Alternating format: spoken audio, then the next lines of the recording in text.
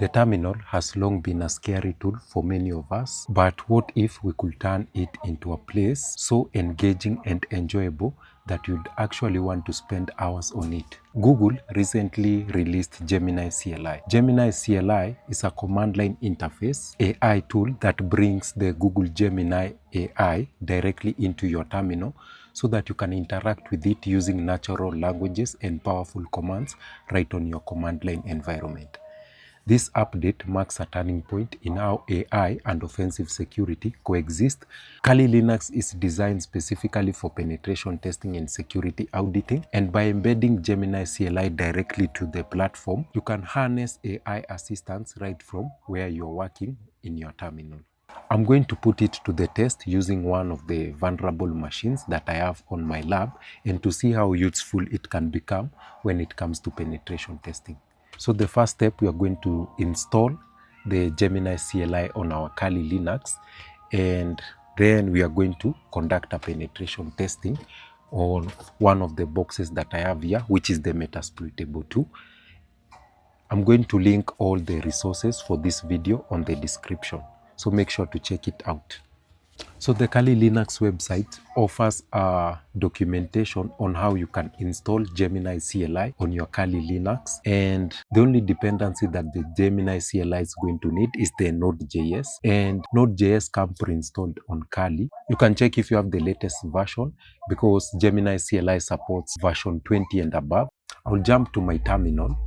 And you can see I have the latest Node version installed on my Kali Linux. So the next step is to install the Gemini CLI. On the Kali Linux website, we have a command that we can use to install the Gemini CLI on our Kali Linux.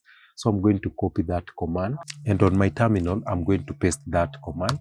And then it's going to install the Gemini CLI. Okay, and you can see it's done. So to test if it's working, I'm going to say Gemini CLI, and you can see it's going to launch the Gemini CLI. So after entering the Gemini CLI command, you'll be presented by this screen that is going to tell you get started. How would you like to authenticate for this project?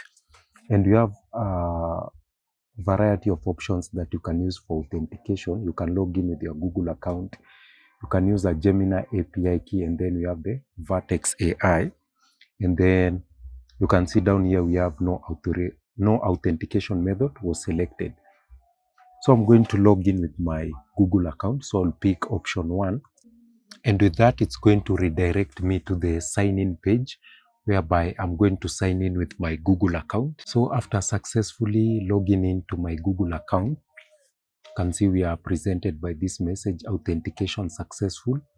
The authentication was successful and the following products are now authorized to access your account.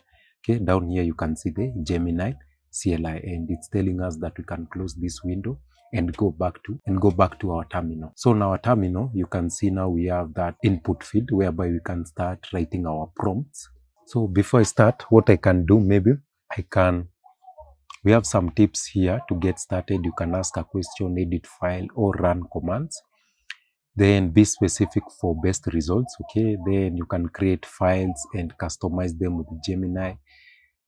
And then we have the help for more information. So maybe you can check out what we have in the help menu. And you can see we have a variety of options here that we can use. We have about to check the version. We have the how to change the authentication method. Yeah, we have a lot of options here. The one that I want to look at is these tools, which list available Gemini CLI tools that we can use. Then down here, you can see we have some keyboard shortcuts. So I'm going to say /tools. And these are the tools that are available in the Gemini CLI. You can edit, you can find files, you can do Google search. You can read files, read folders, read many files, save memory, search text, shell, web fetch, and write. So we also have this option for getting a shell. So basically that's how you install your Gemini CLI on your terminal. So the next step that I'm going to do, I'm going to conduct a penetration testing for one of the machines that I have here, the Metasploitable 2. We are going to give it some prompts, and we are going to see what we can be able to do using the Gemini CLI. So I've started up my Metasploitable 2 box, and I'm going to log into that box so that I can obtain an IP address. So the username is MSF admin and the password is also MSF admin. And you can see we have logged in. So I'm going to say ifconfig, and we can be able to obtain the IP address of that machine.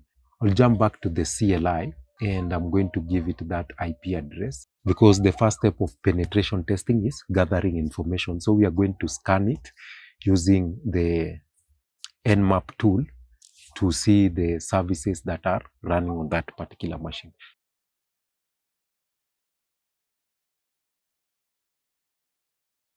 Let's see if it will be able to conduct the Nmap scan. And then you can see it has opened up the shell, and you can see it's suggesting an Nmap. It's asking me if I want to allow it to execute Nmap. So I'm going to say yes, allow once, but you can also select yes, allow always. And you can see it has been able to conduct an Nmap scan. We can level up a bit and maybe get the services. And I also want it to scan for vulnerabilities and all that. So I've told it to scan for services and vulnerabilities. Then I'm going to accept that. You can see it's providing the prompts that we can use to conduct the scan ourselves. Okay, and you can see now we have more information compared to the first scan. Okay, you can see we have more information compared to the first scan. And then down here we have some information about the vulnerabilities that have been discovered in this particular machine. We have this particular service running on port 21. This version is famously vulnerable to backdoor. Then we have Metasploitable root to shell port 1524. This appears to be an exposed root shell. Okay, can use that for privilege escalation and that. Okay, we also have this one here. This version also has a known backdoor. Okay, I'm going to use the first vulnerability.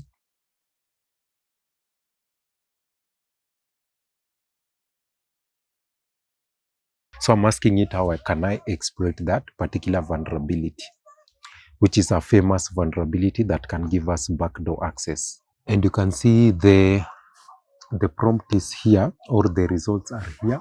The VSTPD 2.3.4 vulnerability is a well-known backdoor.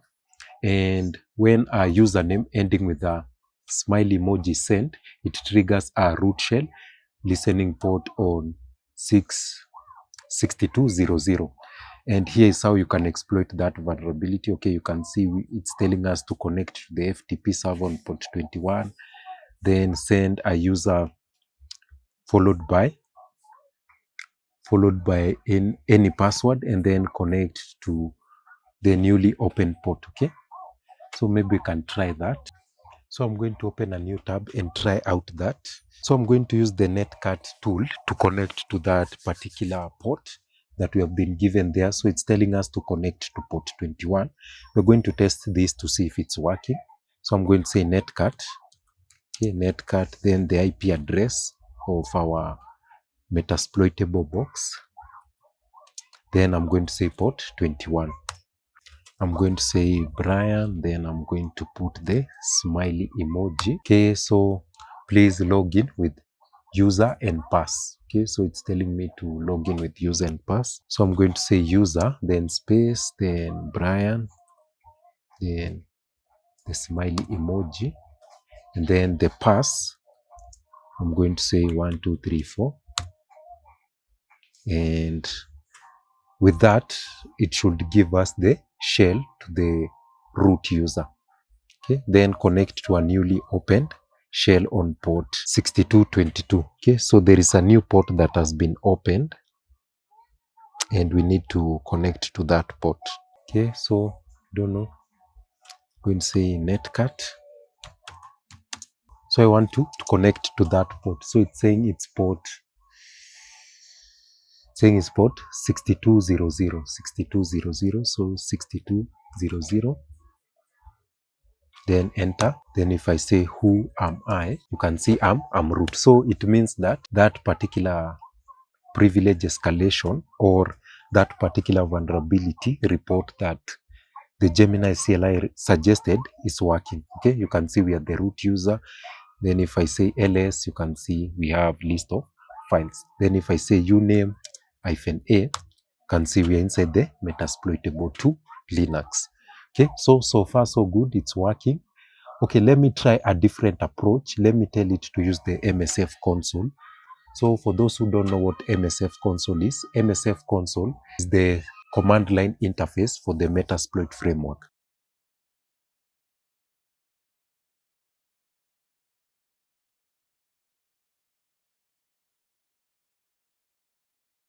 And you can see we have a command suggested here that we can use to exploit that particular vulnerability using the MSF console.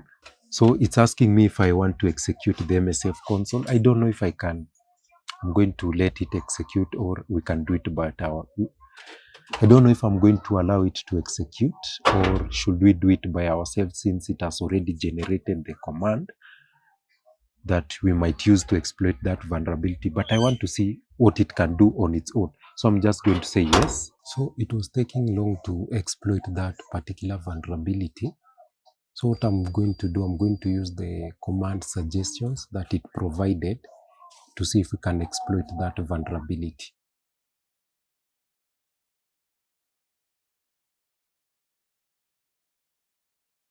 After launching the MSF console, I'm supposed to search for that particular backdoor. Okay, I'm supposed to search for this backdoor.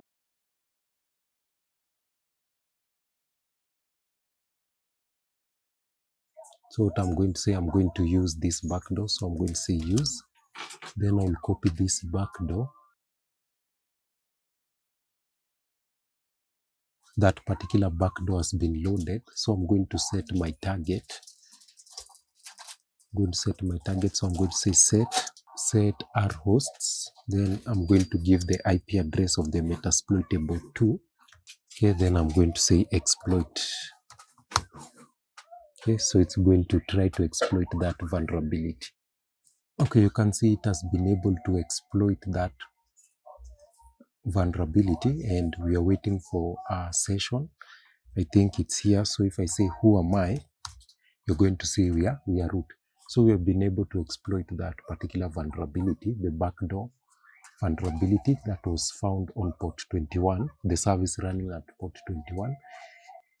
And I had to restart the Metasploitable 2 so that I can be able to exploit, because we need to gain access to this particular port, this 6200. So it was not open. So I needed to restart the machine to be able to get this backdoor. Okay, so basically you can see the Gemini CLI provided us with a method that we can use to exploit that particular vulnerability. Earlier, it also generated for me a code, a Python script that I can use to exploit that vulnerability. You can see up here, it did a search exploit of that particular service running on port 21, and it found this exploit here. So it generated the code of this particular exploit. You can see right here, it started writing the code. And then it said that it's going to save the script in a exploit.py. And that exploit will run against that particular IP address. Okay.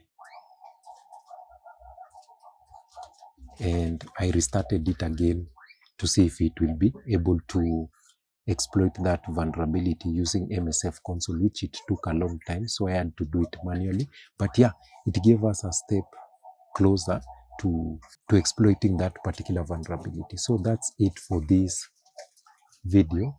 And to conclude, despite its automation capability, the Gemini CLI keeps the human operator firmly in control. That's why it was asking for whether to execute the command once or always. So it means that it gives you control on if it's going to execute that command, or if you don't want it to execute the command. We had that option below, whereby if you don't want it to execute that particular command,